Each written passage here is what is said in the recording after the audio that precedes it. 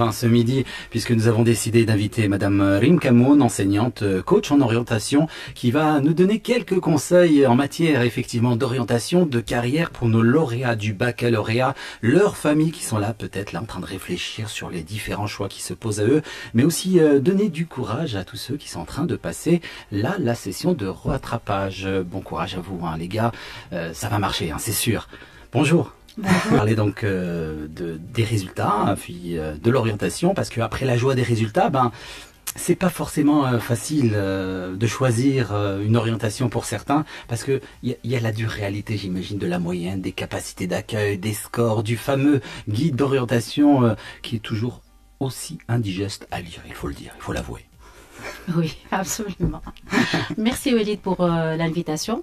Je suis coach en orientation spécialisée dans l'accompagnement des jeunes à la veille de leur parcours professionnel. Donc, je cible les étudiants, nos jeunes bacheliers, donc qui sont en phase de choix d'orientation, et des étudiants qui sont en cours de formation, en cours de réorientation éventuellement, et nos jeunes diplômés, donc des jeunes diplômés à la fin de l'insertion professionnelle. Donc vous êtes là pour donner des conseils, pour leur dire voilà, il faut peut-être qu'est-ce qui s'offre à eux, il faut peut-être découvrir un petit peu l'environnement, c'est ça ce que vous leur dites? Absolument, en fait, d'abord on tient à féliciter nos jeunes bacheliers pour nos jeunes bacheliers en fait pour leur réussite. Le bac c'est toujours un goût, il a un goût particulier, donc un ensemble d'émotions qui sont contradictoires, et la joie, et l'angoisse, la peur, la frustration, la déception, donc c'est difficile à gérer tout ça. Bravo à tous pour cette belle récompense. Pour ceux qui passent le contrôle aujourd'hui aussi, on leur souhaite bonne chance. Ce n'est qu'un report d'échéance avec le rendez-vous de la délivrance. J'adore l'expression un report d'échéance avant la délivrance. Oui, c'est ça. J'ai l'impression que je suis en face d'une femme qui va accoucher au bout de 9 mois. Non, mais au bout de quelques jours, ça va passer, ça va courage, etc. Même pour ceux qui n'ont pas réussi, c'est toujours en tout cas, moi, je dis que c'est une belle expérience. Une belle expérience de la vie. Exactement. Et puis, ce n'est que partie remise, en fait. Partie remise, et puis aussi, tout ça, ça rentre dans ce qu'on appelle la découverte de soi. Absolument, absolument. Voilà, donc je vais se découvrir soi-même. Exactement. Et c'est pas évident pour un jeune de 18 ans. Tout à fait. Bon, en fait, on va proposer peut-être la méthode entonnoir. En fait, c'est une méthode qui part du général. Donc, la première des choses, l'élève devrait se connaître ses vraies motivations, ses besoins, qu'est-ce qu'il a vraiment envie de faire, de quoi il a besoin, qu'est-ce qu'il peut faire aussi, ses capacités, quelles sont ses compétences.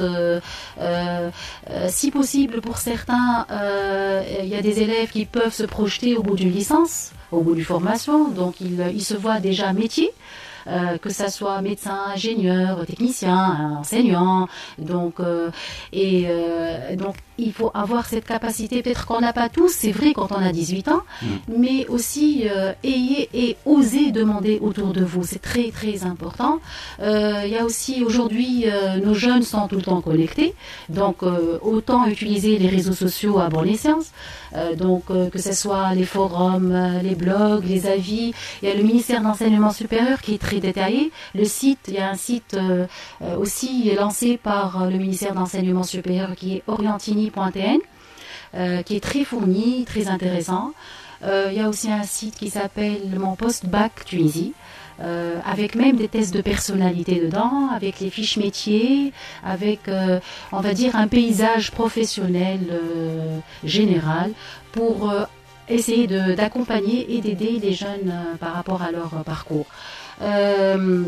Il s'agit vraiment maintenant de réfléchir à tête reposée, et puis savoir vraiment ce qu'on a envie de faire, ce qu'on aime. Tout à fait, et surtout quand on est complètement perdu au départ, il y a plein de sources d'informations aujourd'hui, donc on essaie d'éliminer déjà ce qu'on ne veut pas, c'est plus facile pour nous en fait, pour toute personne, pour avancer, et par élimination, on fera un petit bilan personnel. Et ce bilan, il synthétisera en fait entre ce qu'on peut, ce qu'on peut pas, et ce que offre le marché aussi, hein. Parce que il faut pas oublier qu'il y a quelque part de réalisme quelque part. Donc c'est vrai que si toutes les variables sont réunies pour pouvoir faire ce qu'on veut, c'est tant mieux pour nous. Si c'est pas le cas et c'est pas offert pour tout le monde, là c'est soit, comme j'ai dit tout à l'heure, un report d'échéance. J'aime bien l'expression, pardon, mais en même temps, il faut pas rester bloqué sur ce qu'on peut pas faire en fait. Moi, si j'ai un conseil à donner, c'est que vraiment, il faut avoir l'esprit ouvert. Donc, avoir un plan A et un plan B. Parce qu'on peut vraiment être omnibulé par nos premiers choix, ouais. Mais il se peut que pour une raison ou pour une autre, pour une demande, pour un score, pour un guide avec des demandes qui sont différentes, un guide d'orientation avec des demandes et des formations qui sont différentes de 2017, parce qu'on nous donne les anciens scores de l'année dernière. Absolument, ouais. Et donc par rapport au guide, donc il va être fourni incessamment pour les élèves. Et donc, on va se référer sur 2017, éventuellement maintenant.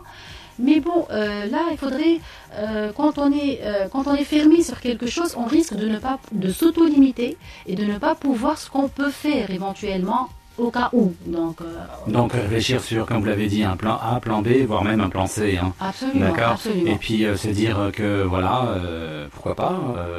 Il faut savoir un petit peu analyser, comme vous l'avez dit, effectivement l'environnement.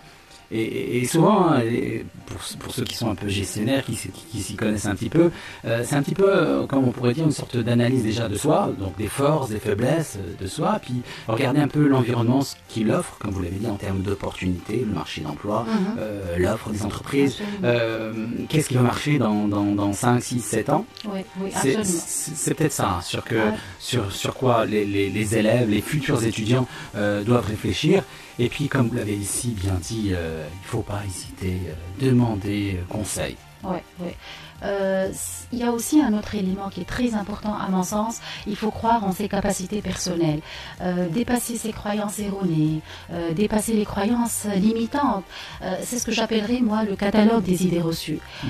Le privé, il exploite. Le médecin, c'est un métier reconnu par les pairs, par la société, on va dire. C'est un métier plutôt d'homme plutôt féminin. Donc en fait déjà on s'installe des croyances qui nous s'auto-limitent en fait. Oui, tout à fait. Et donc là vraiment il faut éviter ce genre de croyances. Donc il faut croire à ses capacités et surtout s'il vous plaît, si j'ai vraiment un dernier conseil à dire, c'est que il faut pas choisir faute de mieux. L'expression faute de mieux parce que j'ai rien trouvé, parce que non, c'est pas vrai. Tout le monde a des ressources particulières en soi. On a tous, le tout c'est comment les trouver, comment les mettre en valeur. D'ailleurs ça c'est un peu le rôle du coach en orientation. C'est comment valoriser ses capacités. Mais c'est vrai, je peux être influencée par mon entourage. Je peux être influencée par mes parents, c'est clair. Mais cette influence devrait être, disons, on va dire équilibrée. Quelque part, quand je vais lister, quand je vais faire mes choix, je vais m'écouter. Oui. Et me concentrer avec... Ce sont vos choix, ce sont les choix qui ressortent de nous. Absolument. On demande un avis, mais on ne doit pas suivre l'avis des autres. Exactement. Parce qu'à la fin, c'est qui est jugé. C'est lui, c'est soi-même. Soi-même, voilà, exactement. Donc encore une fois, ce que j'imagine, c'est l'état d'esprit qui compte dans tout ça. Un état d'esprit positif, tout à fait. Que ce soit pour ceux-là qui vont choisir leur choix d'orientation, que ce soit pour ceux qui sont en train de passer la session de rattrapage. Ayez cette envie, dites voilà, tout est possible, pourquoi pas. Oui. Allez, je vais y aller. On va pas aller dans un esprit non, ça va être difficile. Absolument. Ils vont nous massacrer à la session de contrôle, on va pas réussir. Non, on va dire on est. Et alors, c'est un report d'échéance que vous l'avez dit. Absolument. Si bien dit. Alors, on rappelle que vous allez organiser vous-même des ateliers de coaching en orientation. les 9 et 10 juillet prochains, et que vous utilisez aussi certains outils psychomoteurs, comme on va dire, pour voir un petit peu la personnalité des personnes qui sont en face de vous.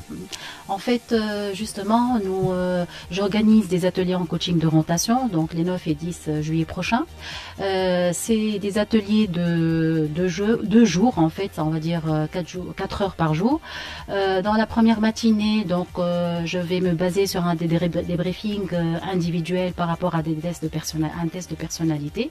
Et par là, donc, ça sera individuel. Et à la deuxième journée, donc, je ferai un coaching de groupe par rapport à une grille de lecture, un plan d'action pour les participants. Donc les participants seront, disons, plus éclairés par rapport à leur parcours professionnel futur. Comment s'inscrire? Ben voilà, donc pour s'inscrire, il y a 2 numéros de téléphone à contacter. C'est le 71 88 44 00. D'accord. Et le 71 88 44 55. Ben c'est super, c'est noté. Et puis voilà. Merci encore pour l'invitation, Willy. C'est nous qui vous remercions. Et puis c'est toujours bon de donner des conseils en matière d'orientation